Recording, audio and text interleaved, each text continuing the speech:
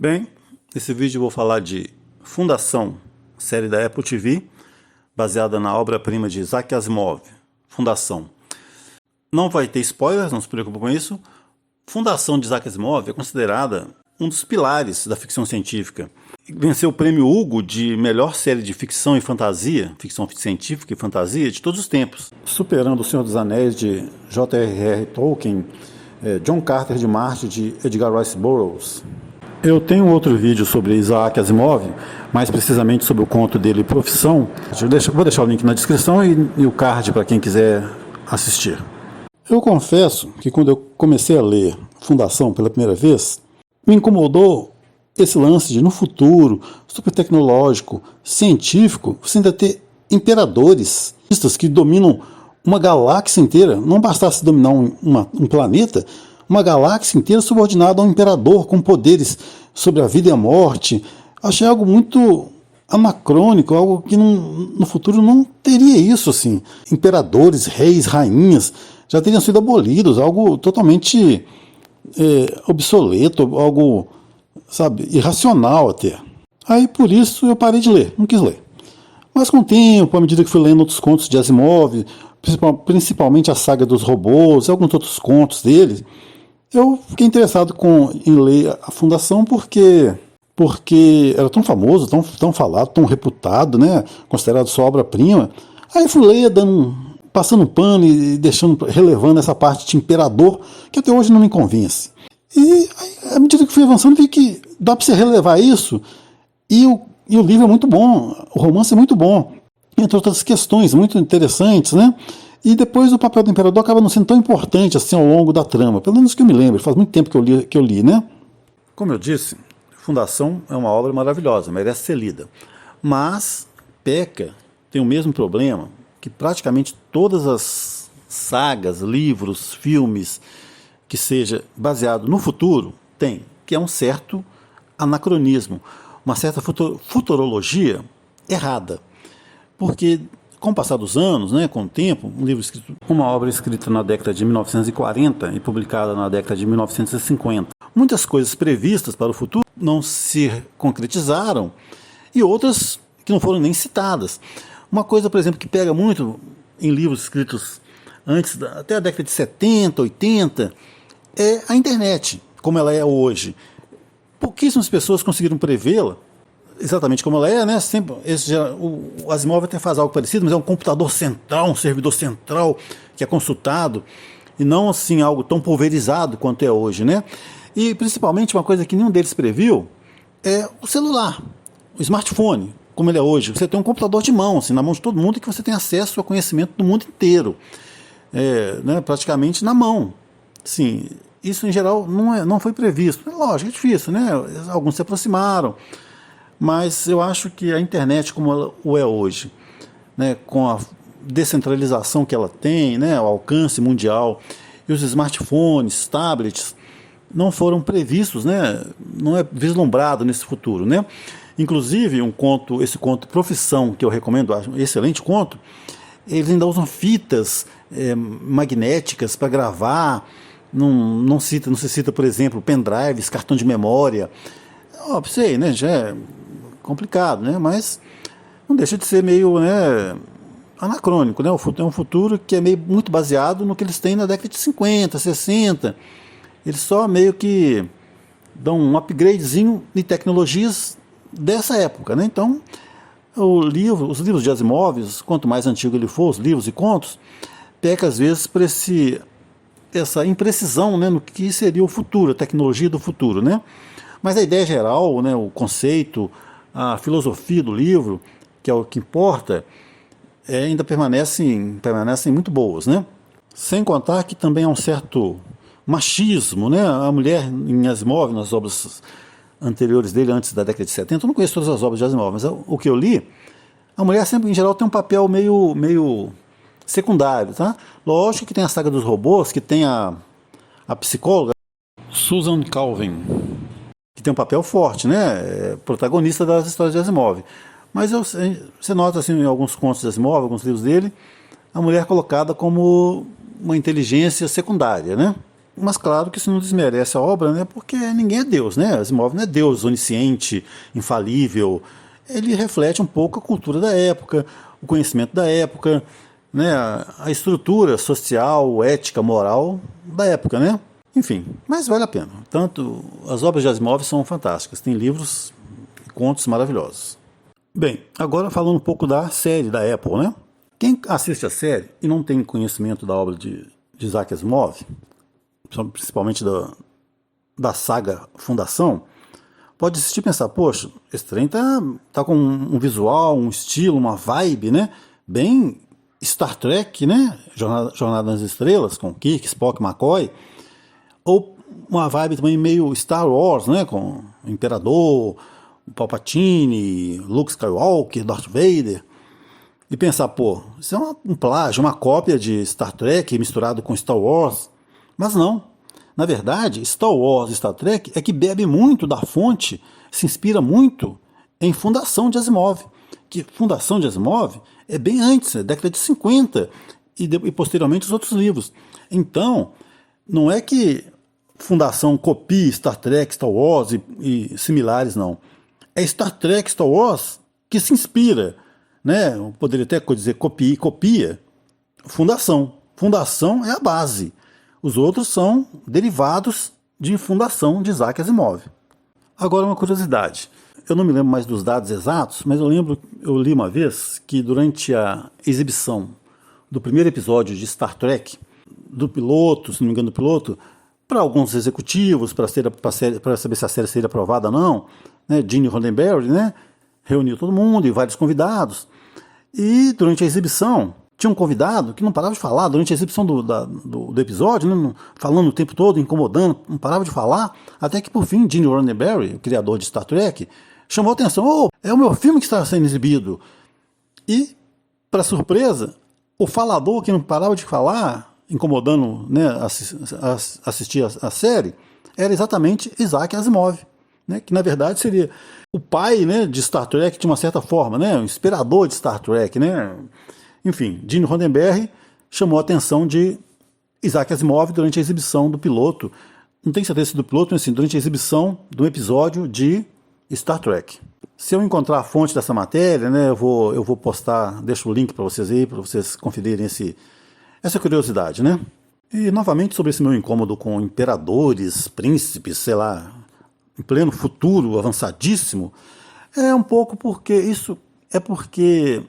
Asimov se inspirou no livro, né, A Queda do Império Romano, né, usou como referência nesse livro que aborda, vou deixar para vocês o livro, o nome do autor, que aborda exatamente, né, a ascensão e queda, né, do Império Romano, estendendo, né, o Império Romano, né, no caso, para toda uma galáxia, né.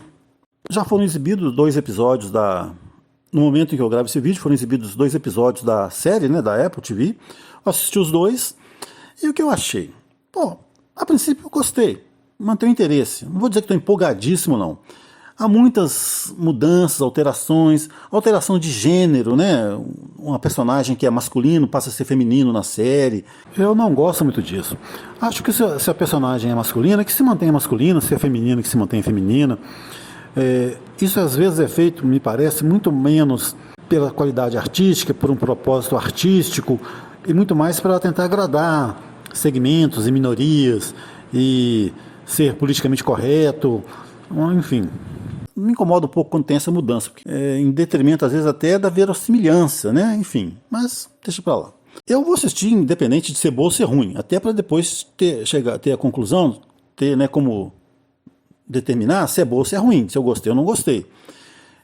Como fã de Asimov, de Fundação, de outros contos dele, tudo dele que é feito, né, para cinema, TV, me interessa, né, e vou conferir.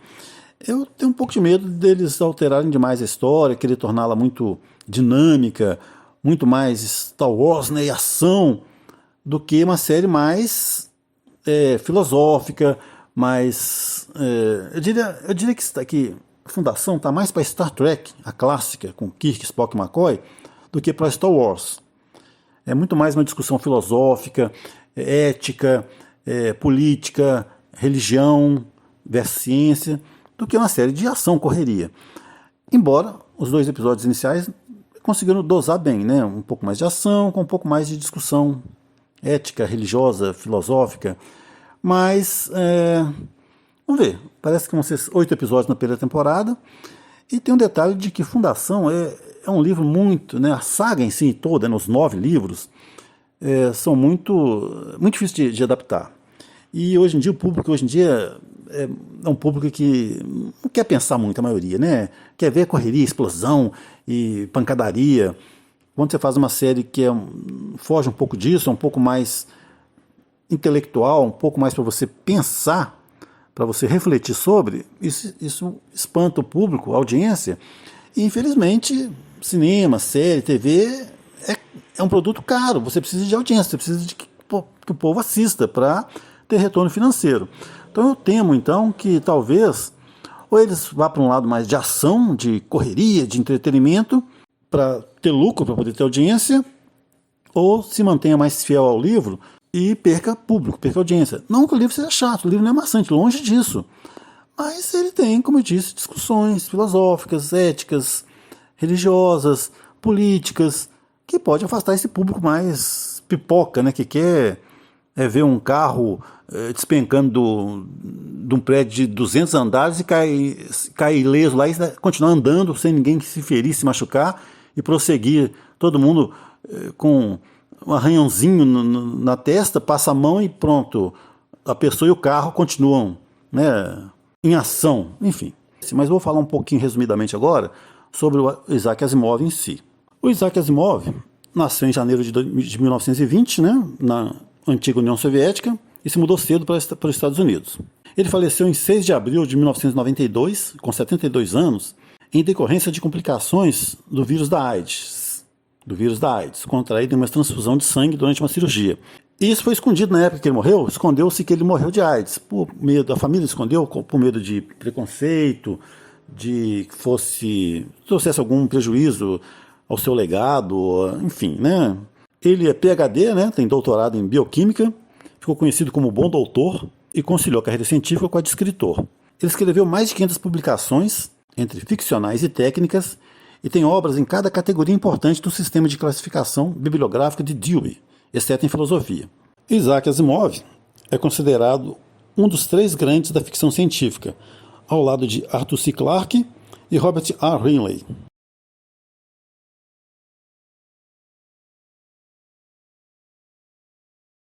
Fundação é considerada a obra máxima do escritor, composta originalmente de 3 livros, Fundação, Fundação e Império e Segunda Fundação, que devido ao grande sucesso foi expandida totalizando 7 livros, 2 com histórias anteriores à trilogia original e mais 2 com histórias posteriores à trilogia original. A trilogia original de Fundação era originalmente uma série de 8 pequenas histórias publicadas na Allstown Magazine entre maio de 42 e janeiro de 1950. De acordo com Asimov, a premissa foi baseada em ideias colocadas pelo livro de Edward Gibbon, História do Declínio e Queda do Império Romano. A trilogia original foi publicado em livro, né, em 1951. O primeiro livro, Fundação, foi publicado em 1951. O segundo livro, Fundação e Império, em 1952. E Segunda Fundação, em 1953, resultando na trilogia da Fundação, como a série ficou conhecida por décadas. A trilogia Fundação ganhou o prêmio Hugo especial como a melhor série de ficção científica e fantasia de todos os tempos, em 1966, superando concorrentes de peso como O Senhor dos Anéis, de J.R.R. Tolkien, e John Carter de Marte, de Edgar Rice Burroughs. Asimov também é o autor, né, da saga dos robôs, sendo o criador das famosas 3 leis da robótica.